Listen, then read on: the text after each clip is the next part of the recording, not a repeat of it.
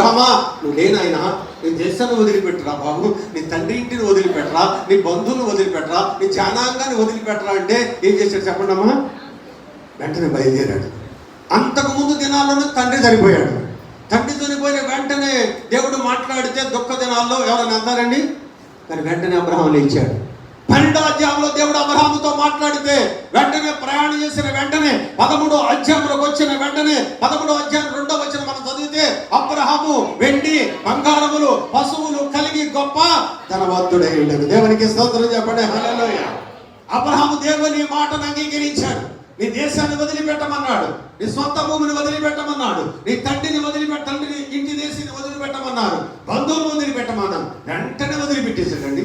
మనం వదిలిపెట్టగలమా?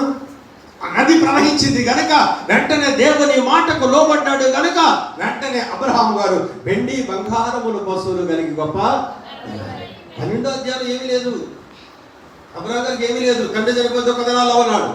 13వ అధ్యాయంలోకి వచ్చిన వెంటనేనండి ఏమండి 2-3 అధ్యాయాలు జరిగినాయా? చదివారు ఎప్పుడన్నా? అబ్రహాము వెండి బంగారములు అంటే ఆ నది పారడం వల్ల అబ్రహాము గారికి వెండి బంగారము సర్వ సమృద్ధితో నింపబడింది. దేవునికి స్తోత్రం చెప్పండి.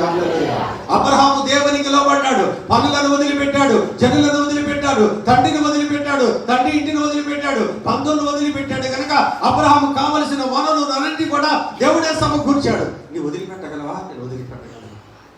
మనకు బంగారం లేదని బాధపడకూడదు, ఇక వెండి లేదని బాధపడకూడదు. ఇక నువ్వు వదిలిపెట్టగలిగితే, దేవుడు చెప్పినట్టుగా చేయగలిగితే అబ్రహాము అడగక మునిపే బంగారము వెండి పశువులు కలిగి గొప్ప ధనవంతుడై దేవుని మాట విన్నాడు. పనులను వదలి జనులను విడచి నన్ను కానుగొను మనగా, పనులను జనులను విడచి నన్ను కానుగొను మనగా, కనిపెట్టిన గరుడ ప్రభావం, కనిపెట్టిన గరుడ ప్రభావం, కనిపించే మన కళ్ళ తండ్రి, కనిపించే మన కళ్ళ తండ్రి